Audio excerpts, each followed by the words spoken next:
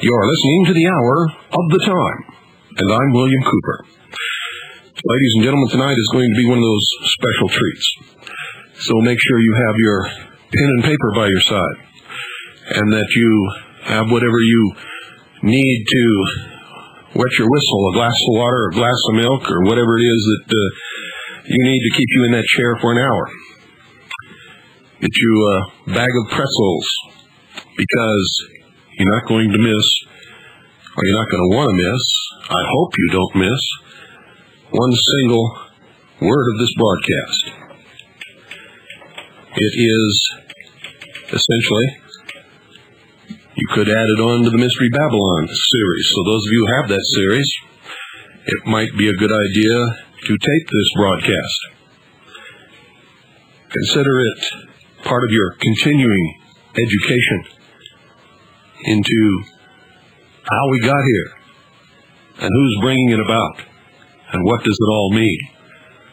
Tonight's not going to solve that. It's going to present you with a mystery. But nevertheless, this mystery is crucial to what is happening today. And I believe that when it's ultimately solved, what will be presented to the world will be a deception of a great magnitude, and could, in fact, literally destroy the Christian church. So if you're a Christian, you should especially listen.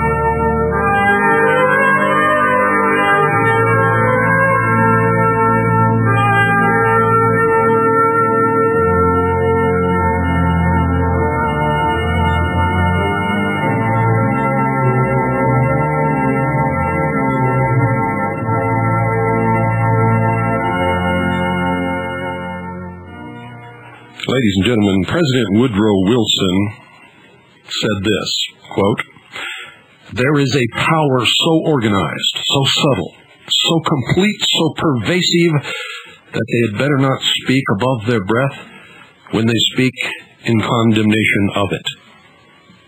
End quote. Now bear in mind that this was the President of the United States of America, a very powerful man, a very well-connected man. He knew what he was talking about. History is replete with whispers of secret societies, accounts of elders or priests who guarded the forbidden knowledge of ancient peoples. Prominent men, meeting in secret, who directed the course of civilization, are recorded in the writings of all people. The oldest on record is known as the Brotherhood of the Snake, also called the Brotherhood of the Dragon. And it still exists under many different names. The Brotherhood of the Snake is devoted to guarding the secrets of the ages, and to the recognition of Lucifer as the one and only true God.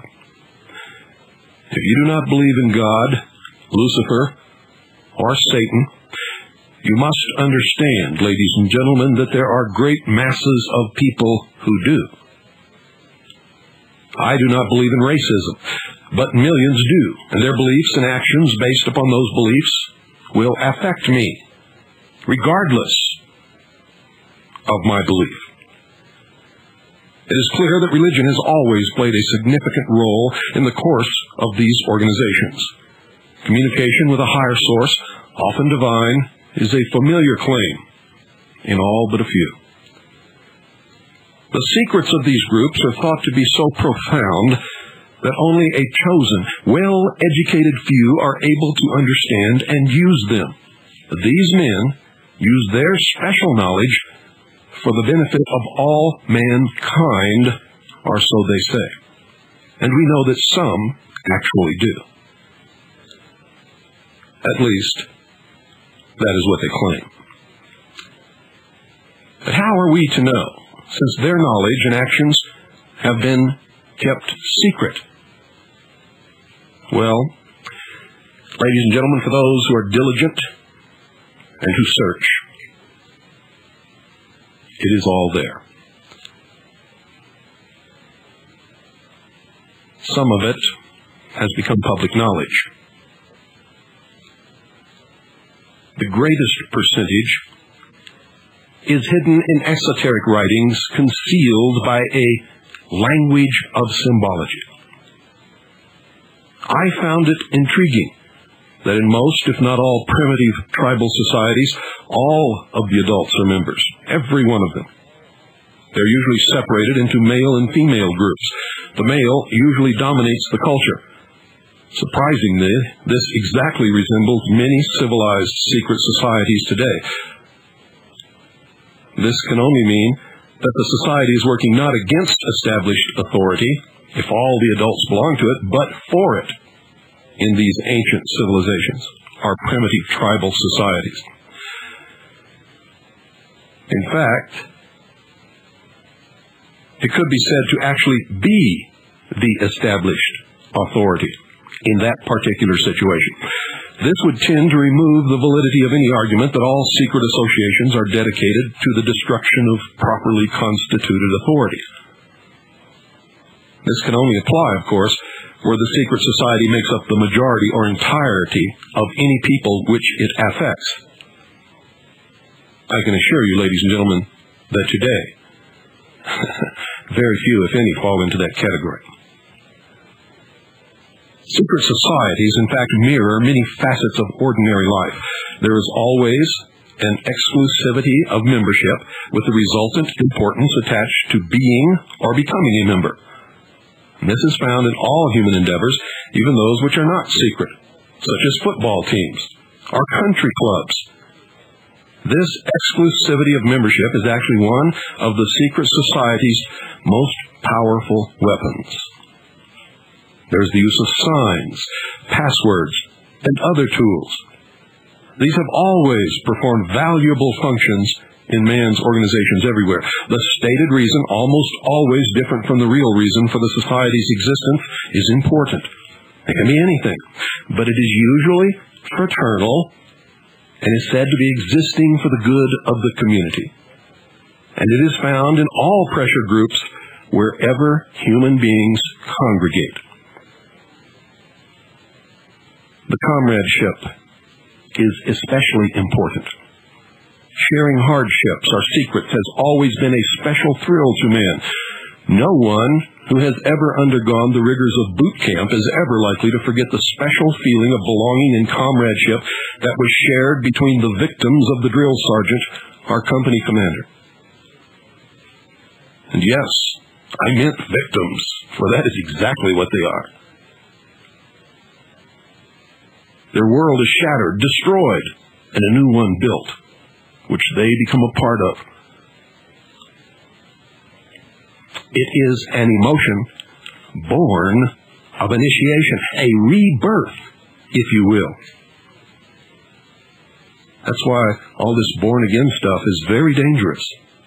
You see, you're either a Christian or you're not. You've accepted Christ or you haven't. You've been baptized or you have not.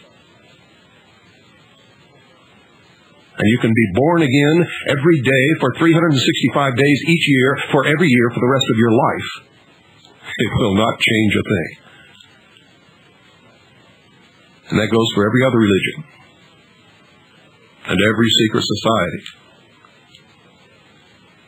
It is an emotion born of initiation. The most potent tool of any secret society is the ritual and myth surrounding initiation. You see, these special binding ceremonies have very deep meaning for the participants. Whether they actually understand the ceremony or the symbology involved or the true meaning is irrelevant.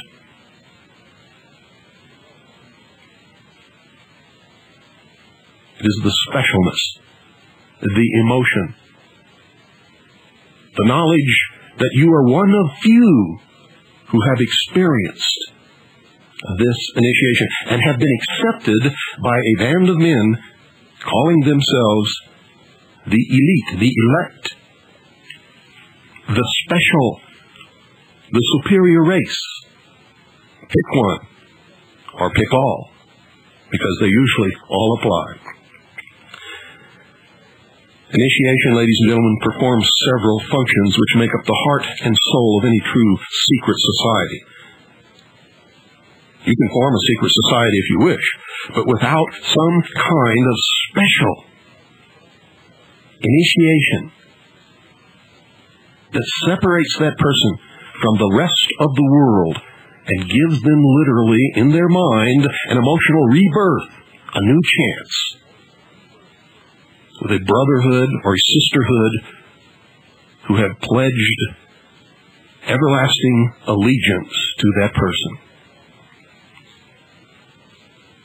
Like boot camp, the initiation into the armed forces, important aspects of human thought that are universally compelling are merged to train and maintain the efforts of a group of people to operate in a certain direction. Initiation bonds the members together in mysticism.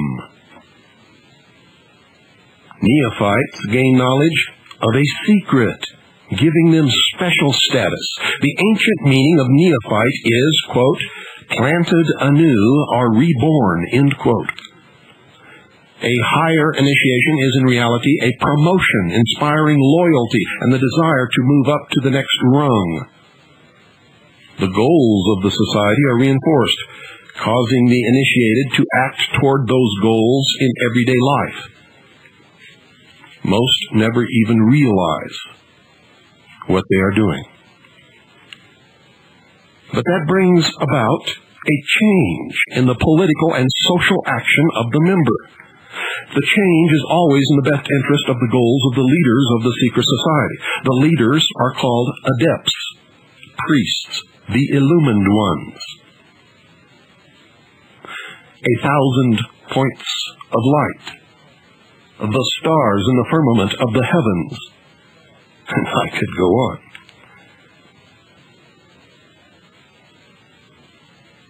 This can best be illustrated by the soldier, trained to follow orders without thinking.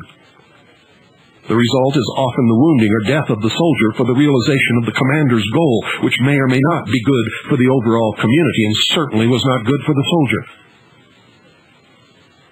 And maybe now you can understand why the wrath of the military came down around Specialist Michael New's shoulders when he refused to wear the United Nations uniform. Initiation is a means of rewarding ambitious men who can be trusted. You will notice that the higher the degree of initiation, the fewer the members who possess the degree. Now, this is not because the other members are not ambitious, but because a process of very careful selection is being conducted. You see, a point is reached where no effort is good enough without a pull-up by the higher members.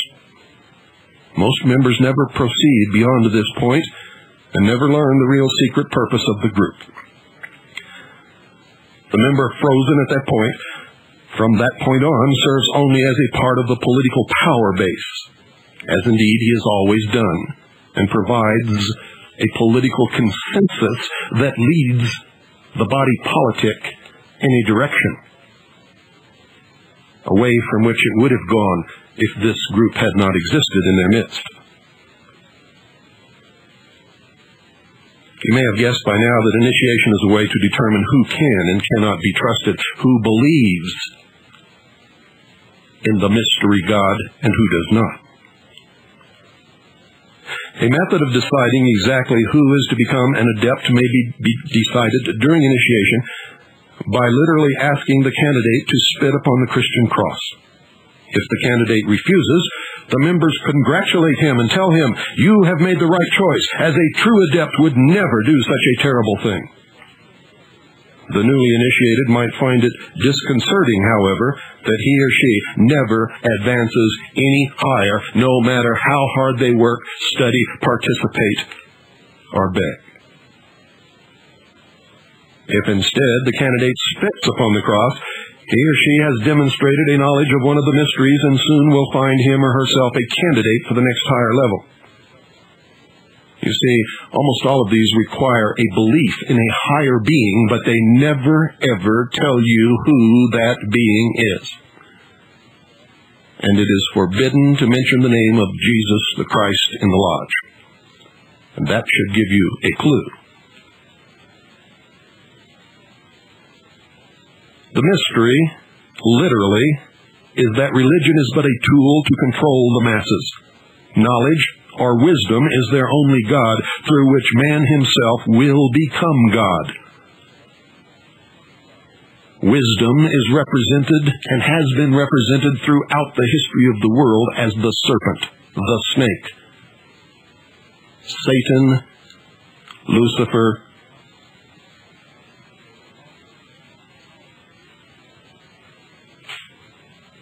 the snake and the dragon are both symbols of wisdom. Lucifer is the personification of the symbol.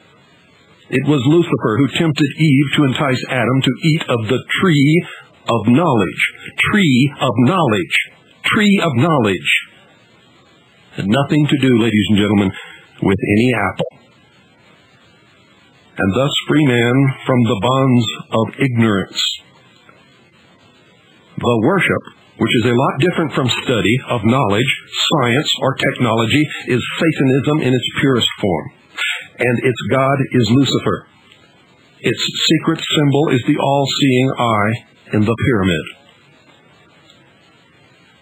Undesirable effects of secret societies and their aura of mystery has sometimes given them the reputation for being abnormal associations, or at the very least, strange groups of people. Whenever their beliefs are those of the majority, they are no longer considered antisocial.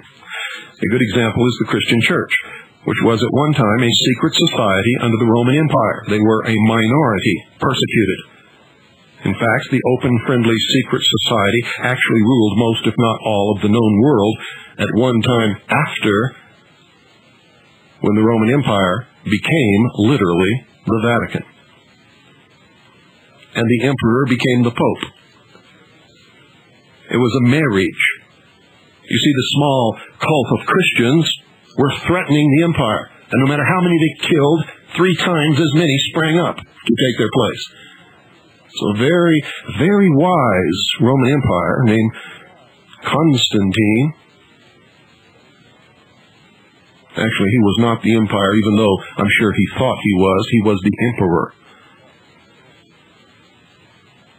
He married the Roman pantheon of gods with the teachings of this cult called Christianity, or Christians, and created what is now today known as the Catholic Church, from which all other Christian churches sprang.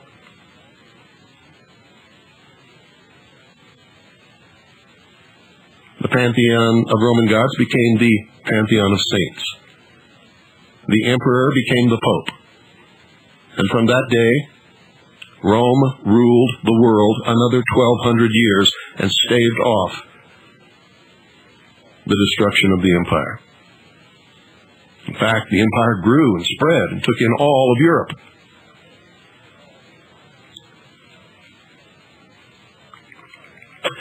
Most secret societies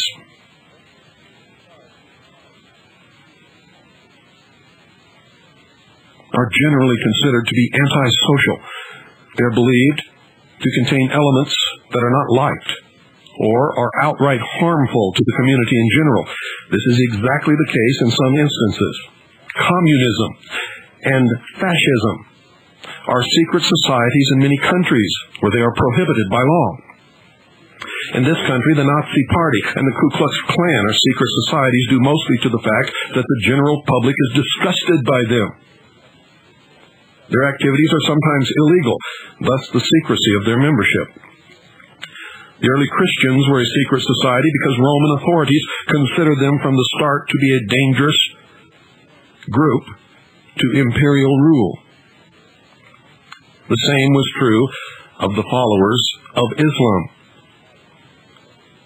At least some of these true believers, working in secret, accomplished what would turn out to be for the eventual good of society. The Drusid and Yazidis in Syria and Iraq consider the Arabs a dangerous secret society dedicated to the takeover of the world. The Arabs today think the same of the Jews. Catholics and Freemasons used to have precisely the same ideas about each other.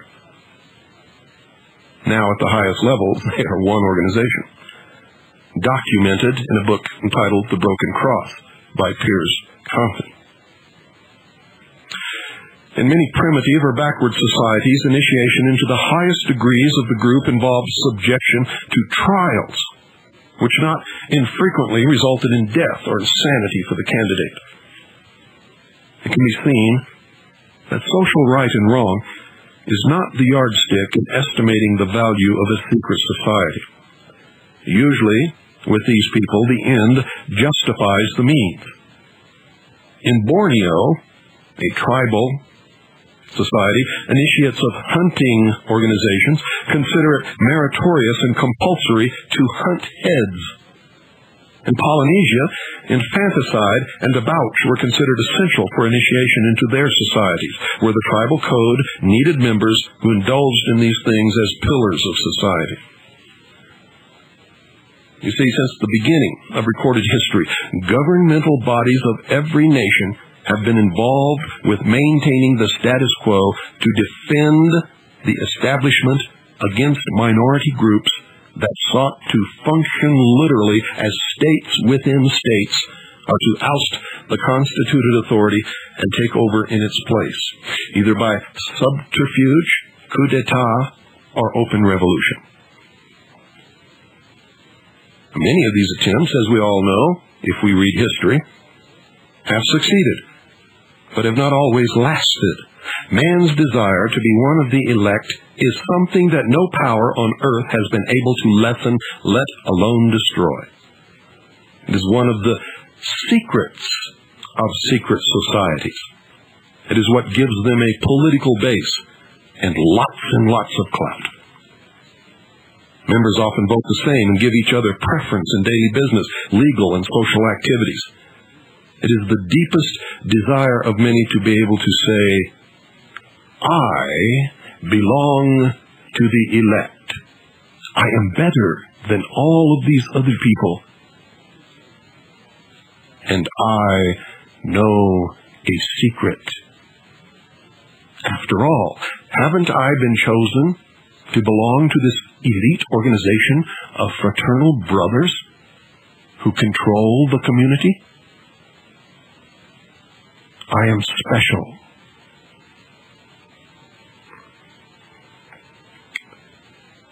Houses of worship and sacrifice existed in all of the ancient cities. They were in fact temples built to honor the many gods. These buildings, ladies and gentlemen, functioned often as meeting places for philosophers and mystics who were, in fact, the priests and the leaders of those cities. They were believed to possess the secrets of nature. These men usually banded together in seclusive philosophic and religious schools, known as the mysteries. Those who did not belong were known as the profane. The most important of all of these ancient groups is the Brotherhood of the Snake and the Dragon, as I have revealed to you earlier, and was simply known as the Mysteries. The snake and dragon are symbols that represent wisdom. You can see in the ancient hieroglyphics and paintings upon the walls of the tombs in Egypt that the elect, the priests, the leaders, the pharaohs wore the symbol of the snake upon their forehead. They were members of the mysteries. They had to be to rule. For if they did not know the secrets of ruling, the secrets of nature, they could not control the mass of the profane, or, as some others call them, cattle or sheep.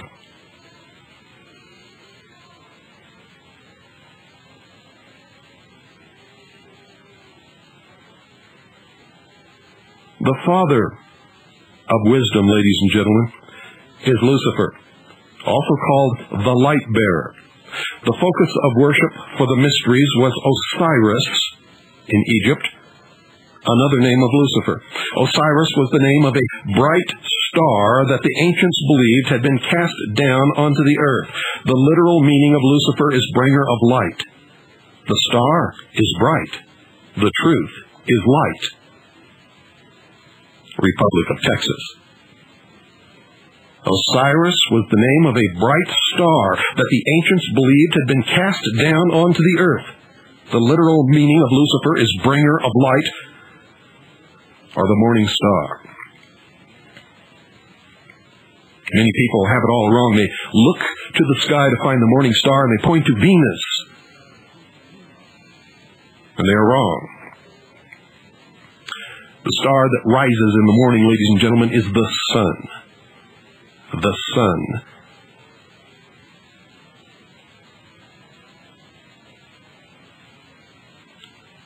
The star is bright. The truth is light. After Osiris was gone from the sky, the ancients saw the sun as the representation of Osiris, or more correctly, Lucifer.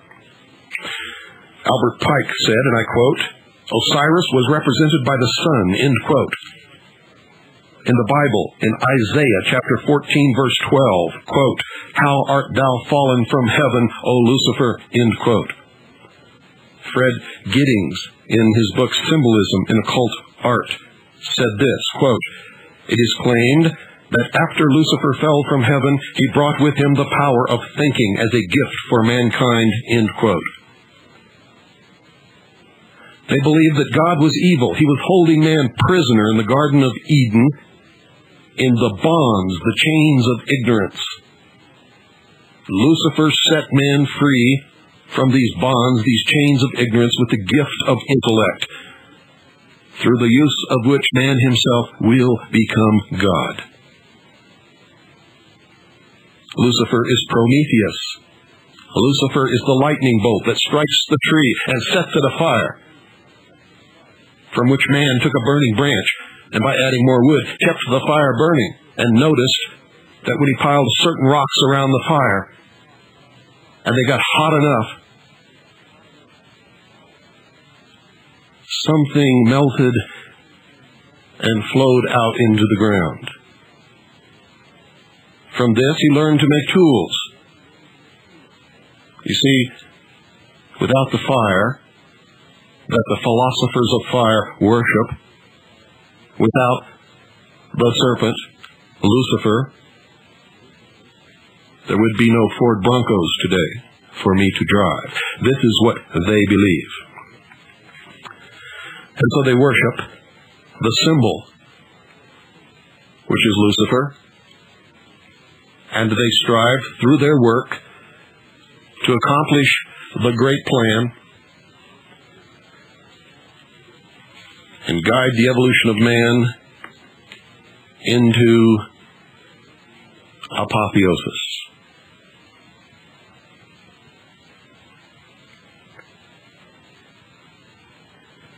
Most of the greatest monstrous rights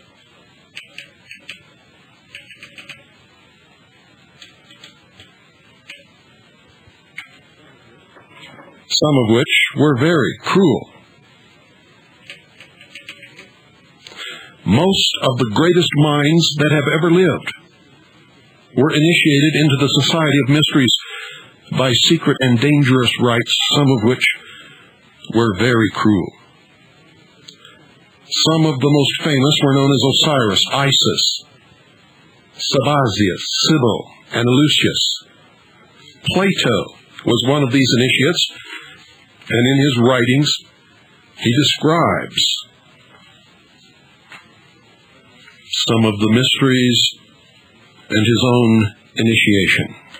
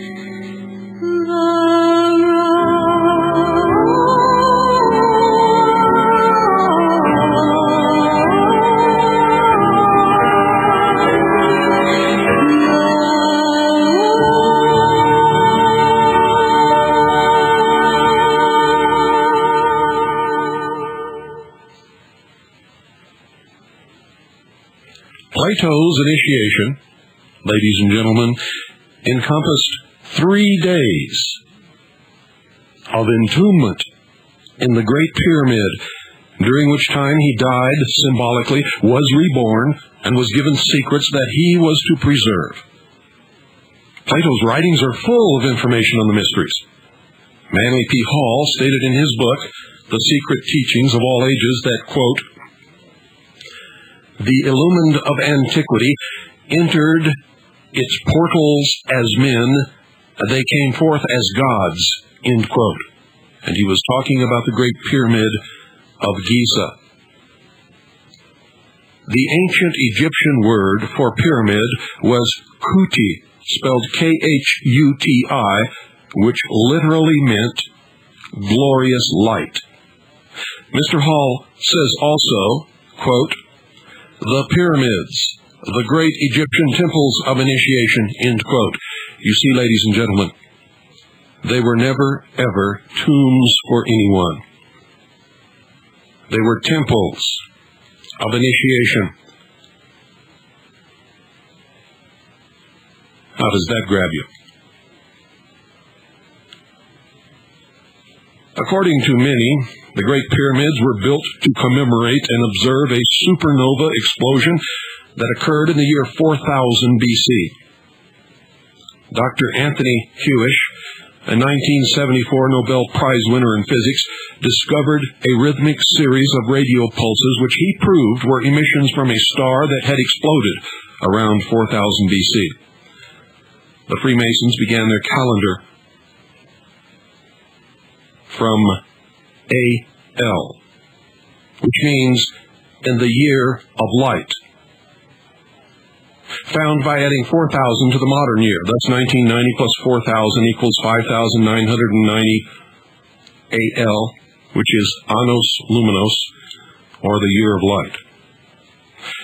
Go to any Masonic temple or any building in Washington, D.C. that was laid, that the cornerstone was laid in a Masonic ceremony, at least one of which was laid by George Washington himself, and you will see the date inscribed as Annos Luminos. George Michanowski wrote in The Once and Future Star that the ancient Sumerian cuneiform described a giant star exploding within a triangle formed by Zeta Puttae, Gamma Velorum, and Lambda Velorum, located in the southern sky. An accurate star catalog now stated that the blazing star that had exploded within the triangle would again be seen by man in 6,000 years. According to the Freemasons' calendar, it will occur in the year 2000. And ladies and gentlemen, it just may very well do that.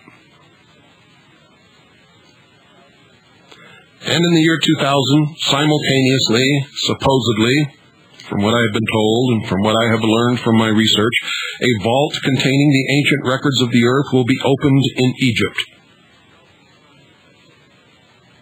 I predicted that they would find a passageway beneath the Sphinx, and they have, within the last couple of years, actually discovered the passageway that I had predicted.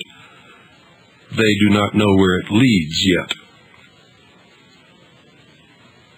The return of Lucifer, represented by this great light in the sky, also described by Malachi Martin in his book, The Keys to This Blood, written with the blessings of the Pope, described that the Pope is now waiting for a great light which will appear in the heavens, signaling the greatest return of humanity to the church in the history of the world. Malachi Martin describes this event as a fission event. A fission event, ladies and gentlemen, is an atomic explosion. Could this have something to do with the plutonium on board the spacecraft known as Galileo, which according to NASA's own figures will go into a decaying orbit and plunge into the center of Jupiter sometime around December of the year 2000.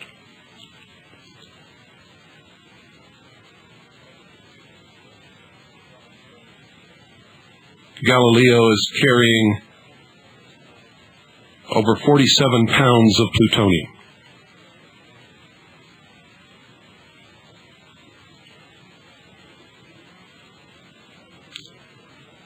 The return of Lucifer and the opening of the vault will usher in the millennium.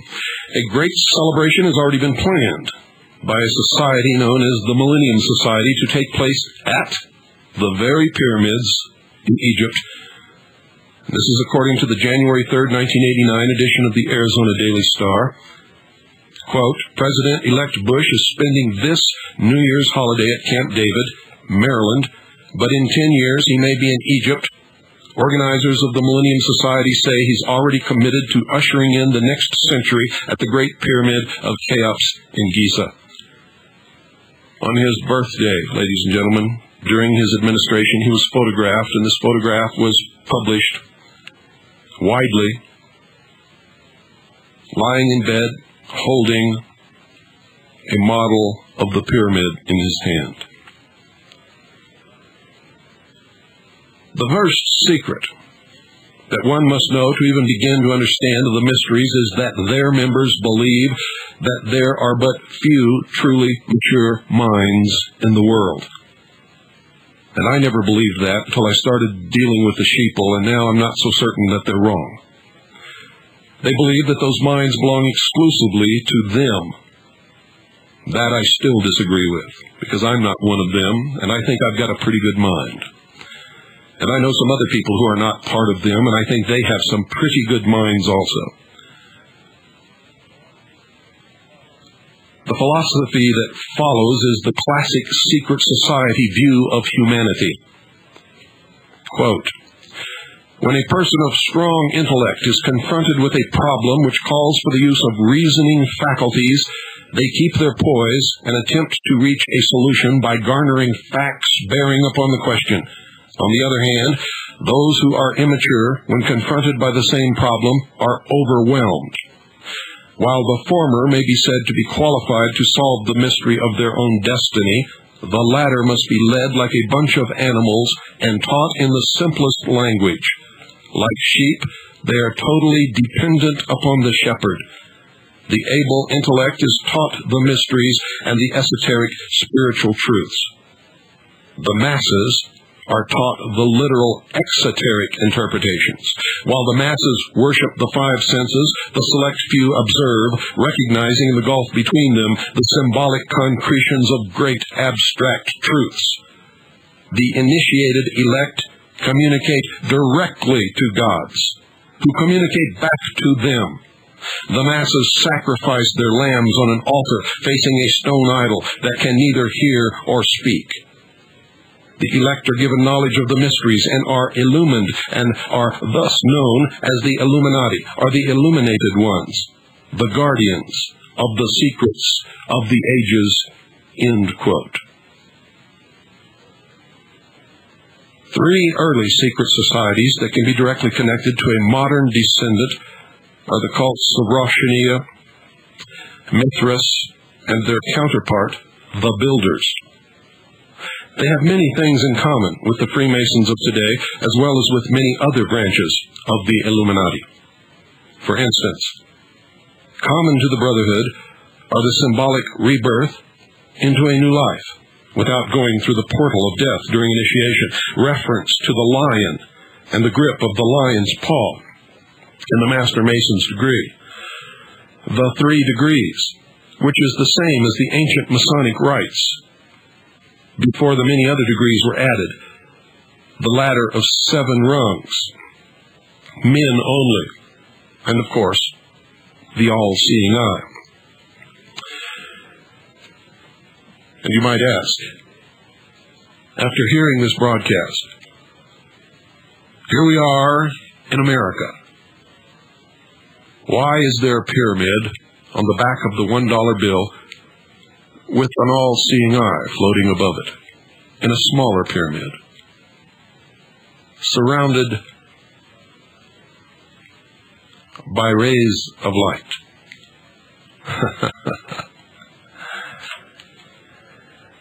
Of special interest is the powerful society in Afghanistan, in ancient times called the Rosh Hashanah. are the illuminated ones. There are actually references to this very mystical cult going back through history to the House of Wisdom at Cairo. At one time, Arabia, ladies and gentlemen, was the seat of all of the knowledge in the world. In fact, they had the only universities in the entire world. The major tenets of this cult were the abolition of private property, the elimination of religion, the elimination of nation-states, the belief that illumination emanated from the Supreme Being who desired a class of perfect men and women to carry out the organization and direction of the world.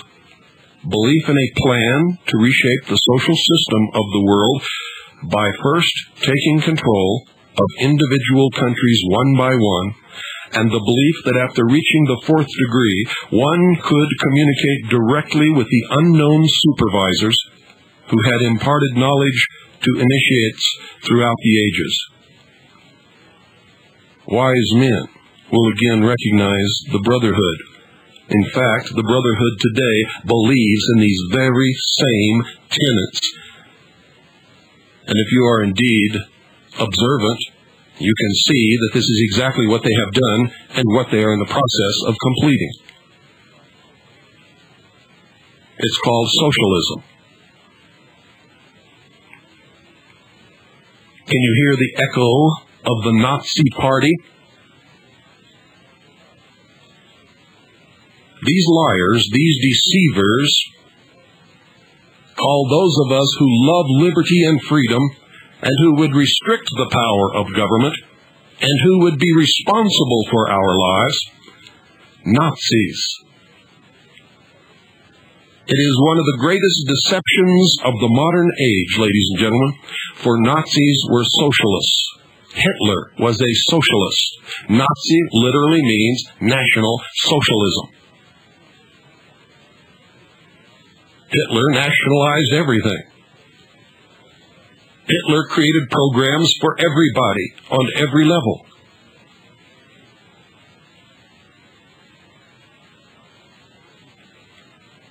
Nazis, ladies and gentlemen, are not right-wing, freedom-loving, responsible individuals. Nazis are socialists. Always have been, always will.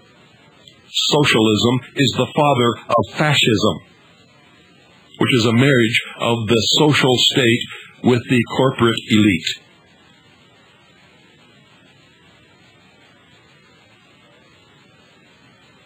Have you fallen for the deception? Do you refer to people on the right as Nazis? And do you, as a member of the Nazi Party, call yourself right-wing? Claim that you love liberty and freedom? If you do, you've not only been lied to, but you're lying to yourselves and everyone else. You are, in fact, socialists, fascists. And you are properly categorized on the left just above communism.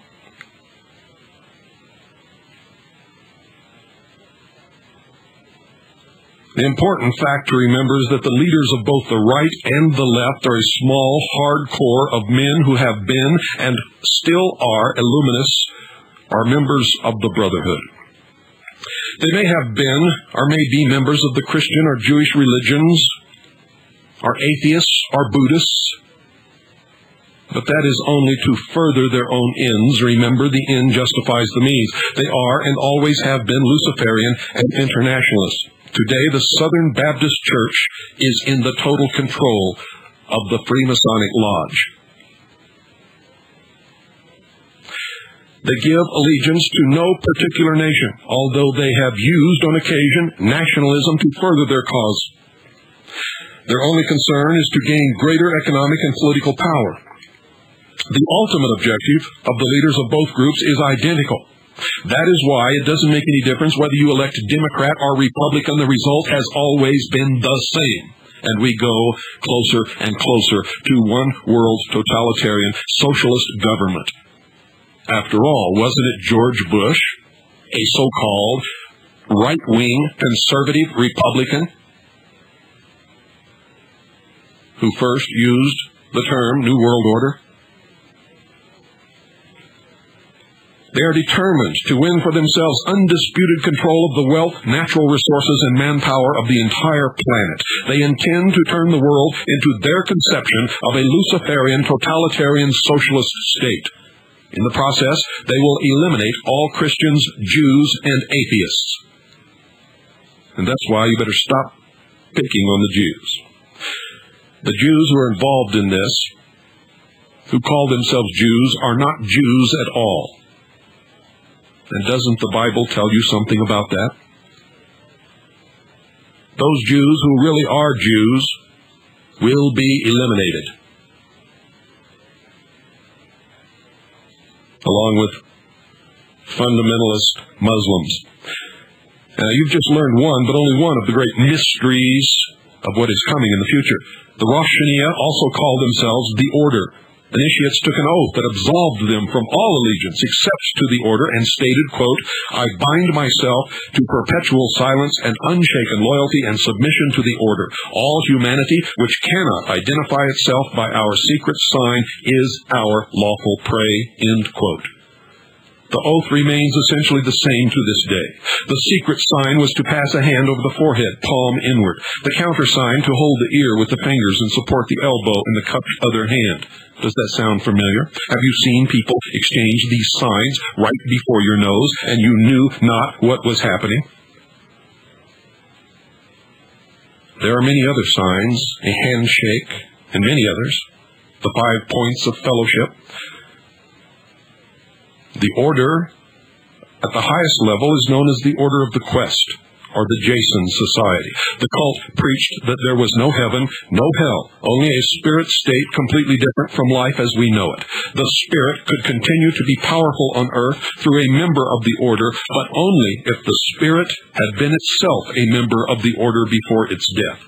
Thus, members of the order gained power from the spirits of the dead members. Now listen to this very closely. And if you attended the Cure Convention in Wichita, Kansas, this last weekend, listen very carefully. You're going to learn something.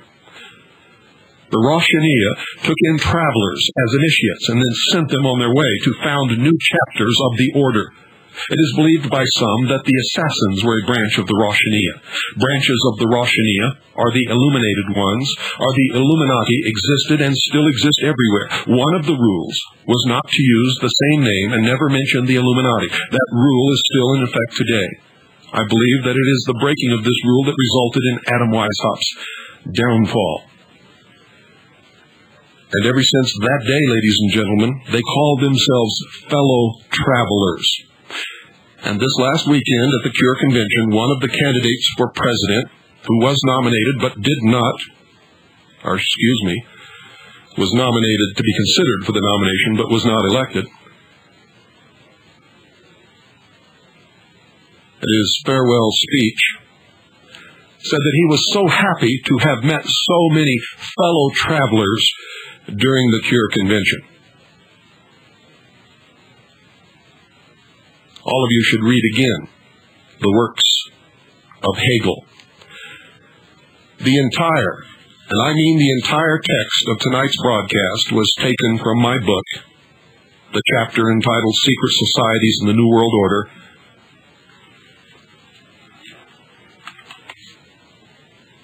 Behold a Pale Horse. I wrote this over 5 years ago, ladies and gentlemen. Much of it I wrote 6 and 7 years ago. And it has been the underground bestseller ever since its publication. And that's not a pitch to buy it. That's just my normal source so that you'll know where the information came from. Good night, and God bless each and every single one of you. Amen.